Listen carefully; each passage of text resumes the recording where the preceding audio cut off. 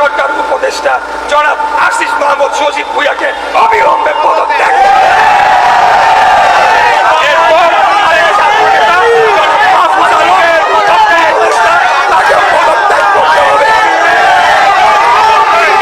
যারা সম্মিলিতভাবে বাংলাদেশ জাতীয়তাবাদী দল আগামীতে যাতে নির্বাচনে না আসতে পারে, ভালো না করতে পারে, রাষ্ট্র ক্ষমতায় না আসতে পারে, আমাদের নেতা দেশে এসে দেশ সংস্কারের যে ৩১ দফা দিয়েছে সেটাকে বাস্তবায়ন না করতে পারে, সেটার মধ্যে যুক্ত রয়েছে। সর্বাত্মকভাবে এই আন্দোলনে যোগ দিলাম, আমিও পাশাপাশি এখানে অবস্থান করবো।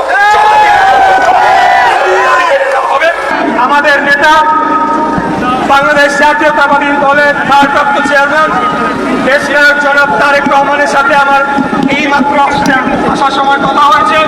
উনি আপনাদেরকে তার অন্তরের অন্তঃস্থল থেকে ধন্যবাদ এবং কৃতজ্ঞতা জানিয়েছেন। এই যে আন্দোলনটি আমরা শুরু করেছি, একটি পর্যায় পর্যন্ত নিয়ে আসা হয়েছে। আমি স্পষ্ট করে আপনাদেরকে বলতে চাই, এখানে কোনোদিনও আমার মেয়র হওয়ার, মেয়র শপথ নেওয়ার বা ক্ষমতা গ্রহণ করার উদ্দেশ্য অথবা মূল লক্ষ্য ছিল না। আমি গুরুত্বপূর্ণ বক্তব্য রাখছি ঢাকাবাসীর উদ্দেশ্যে এবং এখানে জাতীয় সকল মিডিয়ার মাধ্যমে দেশবাসীর উদ্দেশ্যে কিছু গুরুত্বপূর্ণ বক্তব্য রাখতে চাচ্ছি। দয়া করে আপনারা মনোযোগ দিয়ে শুনবেন। আজকে যে আন্দোলনটি হচ্ছে সেটি হয়তোবা আমি ইশরাক হোসেন, আমাকে আমার প্রতি বৈষম্য করা হয়েছে। আমি আদালতের রায়ের মাধ্যমে আমি যে মামলাটি করেছিলাম আইন মেনে সেই মামলার রায় পেয়েছি। এখন আইন অনুযায়ী আমার এতদিনের শপথ নিয়ে বসার কথা সেটা দিচ্ছে না। সেটার জন্য হয়তোবা আপনারা অনেকেই মনক্ষুণ্ণ হয়েছেন, এসেছেন। কিন্তু আমি আবারও বলতে চাই, আজকে এই আন্দোলন কোনো এক ব্যক্তির ক্ষমতা অথবা কোনো একটি পদের জন্য লড়াই নয়। আজকের এই লড়াইটি নির্ধারণ করে দিবে যে এই বছর ডিসেম্বর মাসের মধ্যে আমরা আদৌ একটি জাতীয় নির্বাচন, যেখানে জনগণের সুষ্ঠু সঠিক ভোটদানের মাধ্যমে এবং সঠিক গণনা এবং ফলাফল ঘোষণার মাধ্যমে একটি জনগণের সরকার প্রতিষ্ঠা হবে। আজকে যে ঘটনাগুলো ঘটেছে ইতিমধ্যে আমি সবকিছুই মিডিয়ার কাছে বলেছি, আপনারাও দেখেছেন। আমি খুবই সংক্ষিপ্তে আপনাদেরকে পুরো বিষয়টা আজকে বলতে চাই, খুব সংক্ষিপ্তে, কিন্তু আপনাদেরকে বুঝে নিতে হবে। এই মামলাটি করা হয়েছিল 2020 সালের 1 ফেব্রুয়ারি, আমার নির্বাচনের 30 দিনের মাথায় 3 মার্চ ইলেকশন কমিশনের যে ট্রাইব্যুনাল সেই আইনটি মেনে করা হয়েছিল। দীর্ঘদিন যাবৎ কোনো প্রতিকার পাই নাই, দেশে আইনের শাসন ছিল না। খুনি হাসিনার আত্মীয় মেয়র তাপসকে অবৈধভাবে রাত 1টার সময় জোর করে গ্যাজেট ঘোষণা করে বিজয়ী ঘোষণা করা হয়েছিল। যখন 5টা থেকেই আমরা বিভিন্ন কেন্দ্র থেকে ফলাফল পাচ্ছিলাম, আমি এগিয়েও ছিলাম। 6:15টার দিকে বন্ধ করে দেয়, রাত 1টার দিকে তখন এটা একটা বানোয়াট ফলাফল ঘোষণা করে। সেটাকে অবৈধ যে আমরা মামলা করেছিলাম এবং পরবর্তীতে সকল সাক্ষী প্রমাণ সবকিছু শুনানি শেষে আদালত কর্তৃক নির্ধারিত হয়েছে যে মামলাটি সঠিক ছিল এবং আমি বিজয়ী প্রার্থী হতে পারি আইন অনুযায়ী। এরপর নির্বাচন কমিশনে পাঠানো হয়। কমিশনের সেখানে বিজ্ঞ আইনজীবীরাও রয়েছে, আমার জানা মতে 7-8 জন ডিস্ট্রিক্ট জজ, তারা আইনজীবী প্যানেল হিসেবে কাজ করে থাকেন। তারা পুরো মামলাটি পুঙ্খানুপুঙ্খভাবে সেটিকে পরীক্ষা নিরীক্ষা করে দেখেছেন এবং নিশ্চিত করেছেন একটা যাতে এখানে কোনো গ্যাপ না থাকে, কোনো ভুল না থাকে। তারপরেও এক অদৃশ্য চাপে নির্বাচন কমিশনকে বাধ্য করা হলো আইন মন্ত্রণালয়ের কি মতামত চাওয়ার জন্য। নির্বাচন কমিশন একটি স্বাধীন সার্বভৌম সংস্থা, তারা যে সিদ্ধান্তটি নেবে সেটিকেই আমাদেরকে মেনে নিতে হবে। এই চর্চাটা যদি এখন থেকে আমরা আমাদের মাথায় না আনতে পারি, তাহলে বাংলাদেশে গণতন্ত্র প্রতিষ্ঠা কোনোদিনও হবে না। এখন অতীতে যা হচ্ছিল ভিন্ন ব্যানারে একই জিনিস চলতে থাকে। এরপর গেল আইন মন্ত্রণালয়, আবার আসলো ইলেকশন কমিশন, তার আইন অনুযায়ী গ্যাজেট করলো। গ্যাজেট করার পর এখন স্থানীয় সরকারের মন্ত্রণালয়ের একমাত্র দায়িত্ব আইন অনুযায়ী কেবলমাত্র মাত্র প্রধান উপদেষ্টা, মাননীয় প্রধান উপদেষ্টার সাথে আলাপ করে আমার শপথ গ্রহণের অনুষ্ঠান সম্পন্ন করা। এর বাইরে তাদের মতামত দেওয়ার কিছু নাই, কারণ ইতিমধ্যে ভোট নির্বাচন কমিশন আইন মন্ত্রণালয় হয়ে এই ফাইলটি দিয়েছে, তারা শুধুমাত্র শপথের আয়োজন করবে। এরপরে আপনারা দেখেছেন একটি নতুন দল, যাদের ব্যাপারে আমি অত্যন্ত আশাবাদী ছিলাম, সত্যি কথা বলতে, যে নতুন তরুণদের একটি দল প্রতিষ্ঠা হচ্ছে। এটা বাংলাদেশের রাজনীতির জন্য ভালো, আমাদের জন্যও ভালো, তরুণরা নেতৃত্বে এগিয়ে আসুক। কিন্তু আমরা দেখলাম যে দল গঠন করার পর এই সরকারের মধ্যেই তাদের দলের কয়েকজন প্রতিনিধি রয়ে গেল। তার মানে আমরা যে কারণে আন্দোলন শুরু করেছিলাম 2011 সালে, যে একটা সম্পূর্ণ নিরপেক্ষ সরকারের অধীনে জাতীয় নির্বাচন হবে, সেখান থেকে আবার আমরা পেছনে গেলাম। এখানে আমি একজন উপদেষ্টার উদাহরণ দিব, জনাব নাহিদ ইসলাম। অত্যন্ত উনি একটা ভালো পদক্ষেপ নিয়েছেন, প্রশংসনীয়। উনি পদত্যাগ করে গিয়ে রাজনীতি গিয়ে জয়েন করেছেন, রাজনীতি করছেন। কিন্তু বাকি যে দুজন উপদেষ্টা রয়েছে তারা এখনো এই সরকারের ভেতরে রয়েছে এবং তাদেরকে মদত দিচ্ছে আরো দুই একজন উপদেষ্টা, যারা সম্মিলিতভাবে বাংলাদেশ জাতীয়তাবাদী দল আগামীতে যাতে নির্বাচনে না আসতে পারে, ভালো না করতে পারে, রাষ্ট্র ক্ষমতায় না আসতে পারে, আমাদের নেতা দেশে এসে দেশ সংস্কারের যে ৩১ দফা দিয়েছে সেটাকে বাস্তবায়ন না করতে পারে, সেটার মধ্যে যুক্ত রয়েছে। প্রিয় নেতৃবৃন্দ, আমি সংক্ষিপ্ত শেষ করে দিব, কিন্তু এই পুরো বিষয়টিকে আমাদেরকে উপলব্ধি করার ব্যাপার রয়েছে।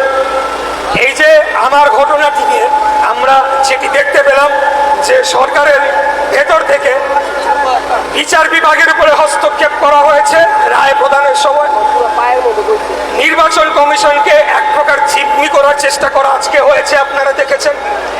এবং সম্পূর্ণ ব্যুরোক্রেসি তারা নিয়ন্ত্রণ করছে। এখন এই অবস্থায় আমার একজন প্রার্থী, আমার সাথে যদি এই আচরণ করা হয়, যখন জাতীয় নির্বাচন হবে, রাষ্ট্র ক্ষমতা পরিবর্তনের প্রশ্ন চলে আসবে, তখন কি আপনারা আশা রাখতে পারেন যে নিরপেক্ষভাবে বাংলাদেশে জাতীয় নির্বাচন হবে? এরা এই সরকারে থাকা অবস্থায় না না না আপনারা বলেন না কেন ভাই?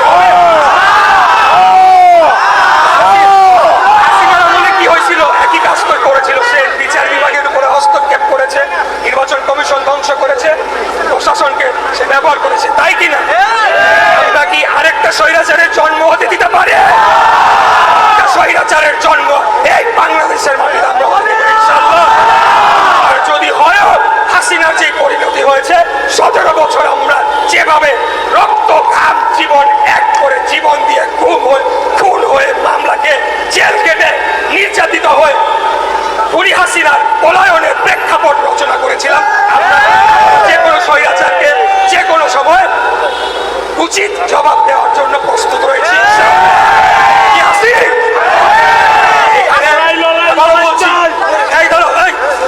কোনো মেয়রের বিষয় না, কোনো কিচ্ছু বুঝি না। এখানে আমাদের রাষ্ট্রের যে মৌলিক রাষ্ট্র ব্যবস্থা, সেটার প্রশ্ন চলে আসছে। এবং এই কর্মকাণ্ডের মধ্যে দিয়ে এই উপদেষ্টা যারা এটার মধ্যে জড়িত, সরকারেরও উদ্দেশ্য, সরকারের নির্দেশ ছাড়া তো অবশ্যই এই পর্যন্ত এটা আসতো না। অতএব উদ্দেশ্য সম্পর্কে আমরা জনগণের সামনে আজকে উন্মোচন করে দিলাম। এখন এরা কিভাবে সংশোধন করবে, কিভাবে তারা তাদের নিরপেক্ষতা ফিরে পাবে, সেটা তাদেরকেই সেই পদক্ষেপটা নিতে হবে। এবং আমি ব্যক্তিগতভাবে মনে করি তার প্রথম কাজটি হচ্ছে স্থানীয় সরকার উপদেষ্টা জনাব আসিফ মাহমুদ সজীব ভুঁইয়াকে অবিলম্বে পদত্যাগ করতে হবে।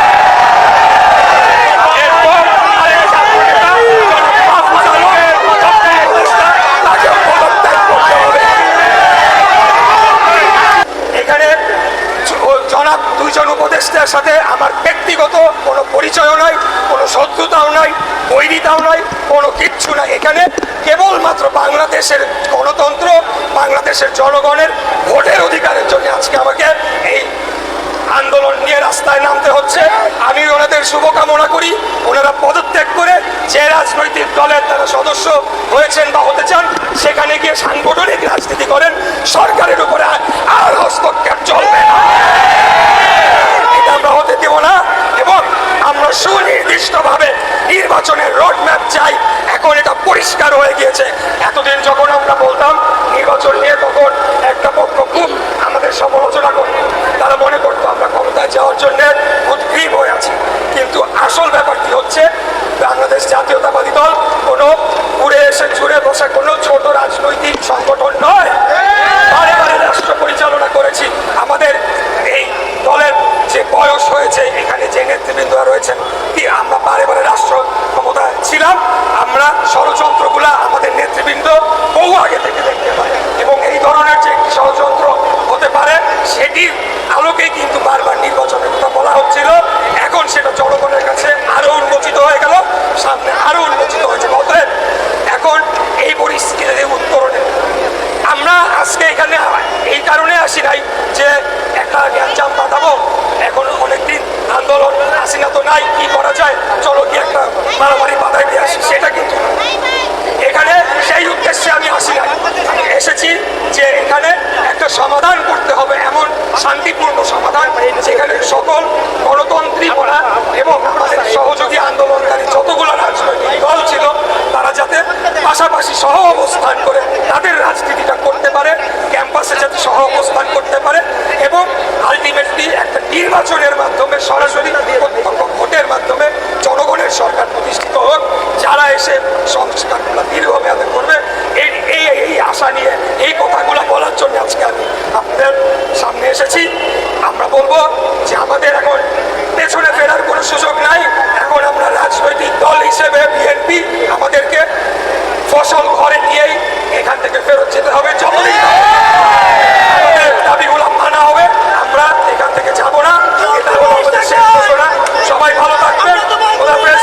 বাংলাদেশ জিন্দাবাদ, জাতীয়তাবাদী দল জিন্দাবাদ, শহীদ রাষ্ট্রপতি জিয়া রহমান অমর হোক, দেশনেত্রী বেগম খালেদা জিয়া জিন্দাবাদ, আমাদের প্রান্তীয় নেতা দেশনায়ক জনাব তারেক রহমান জিন্দাবাদ।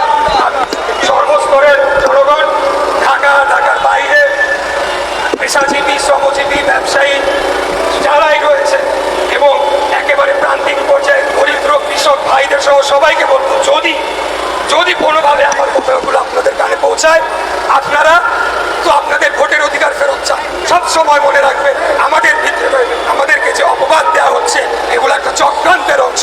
আমরা আপনার আমার ভোটের অধিকারের জন্যই লড়াই করে যাচ্ছি, এর বেশি কিছু না। ক্ষমতা আমাদের জন্য মুখ্য না।